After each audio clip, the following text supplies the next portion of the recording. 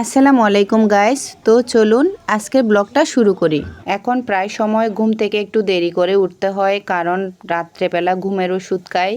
ডাক্তারে প্রচুর 3-4টা প্রায় ঘুমের ওষুধ দিয়েছে, এগুলো খাইলে আমি সকালবেলা ঘুম থেকে উঠতে পারি না। তো নাস্তা করতে করতে প্রায় 11টা বেজে গেছে। এখন আমি দুপুরের জন্য রান্নাঘরে আসলাম, ভাবলাম কি রান্না করা যায়।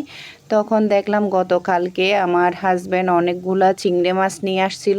এই চিংড়ি মাছগুলো আমার অনেক ফেভারেট, বলতে গেলে ছোটবেলা থেকে অনেক প্রিয় এই মাছটা আমার। তো আমি যখন ছোটবেলায় স্কুলে যাইতাম, টিফিন নিয়ে যাইতাম, তখন আমার বান্ধবীরা সবাই বলতো প্রত্যেক দিন কীভাবে চিংড়ি মাছ খাইতে পারিস। আমি এতটাই পাগল ছিলাম চিংড়ি মাছের, আমি প্রত্যেক দিনে নিয়ে যাইতাম চিংড়ি মাছ। আমার আম্মা কোনোদিনও অনীহা করতো না, ছোট ছোট চিংড়ি মাছ নিয়ে আসুক, ওইগুলোও আমাকে বেজে দিত। তো আমি খুব স্বাচ্ছন্দ্যে, আমার চিংড়ি মাছ ভাজা হইলে আমার আর কোনো কিচ্ছু লাগে না। তো আমার আম্মা যেভাবে চিংড়ি মাছ ভাজি করতো, আমিও আজকে সেভাবে রান্না করতেছি। তো সাথে ডাল রান্না করব। ডালটা থাকলে আমার খুবই ভালো লাগে। ডালের মধ্যে আম দেব, আম দিয়ে ডাল খাইলে খুবই ভালো লাগে।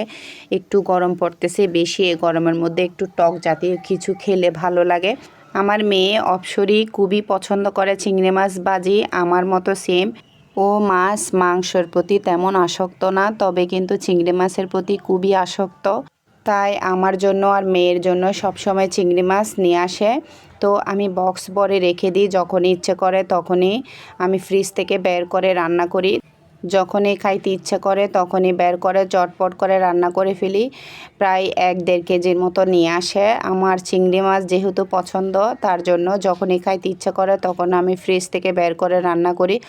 অবশ্য বেশি দিন কিন্তু চিংড়ি মাছ রাখলে কিন্তু কালো হয়ে যায়, তারপরও আগে আগে খেয়ে ফেলে, এগুলো খেয়ে আবার নিয়ে আসে। তো এই তো আমি একদম ভাজা ভাজা করে রান্না করতেছি, একদম পানি দেব না, ঝোল দেব না। তো ধনিয়া পাতা ছিল না, তার জন্য কাঁচামরিচ দিলাম। আমার আবার চিংড়ি মাছের মধ্যে এরকম কাঁচামরিচ ভাতের সাথে ডলে ডলে খাইতে খুবই ভালো লাগে।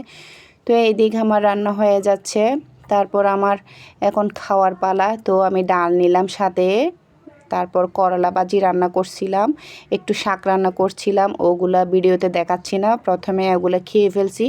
এখন আমি ডাল আর চিংড়ি মাছ দিয়ে ভাত খাচ্ছি, ওটাই দেখাচ্ছি। বড় বড় চিংড়ি মাছ খেতে কিন্তু অনেক সুস্বাদু, ডালের সাথে খুবই ভালো লাগছে আমার।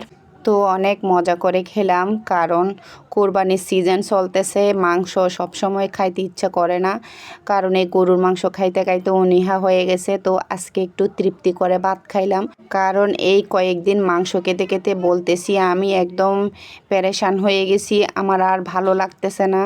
কারণ কোরবানি যখন আসে তখন তো মাংস খেতে হয়, কিন্তু একটু বেশি হয়ে গেছে। তার জন্য আজকে ভাবলাম চিংড়ি মাছ ভুনা করি, ডাল দিয়ে সাথে খাই। খুবই মজা লেগেছিল, ডালটা এত মজা হয়েছে, টক টক।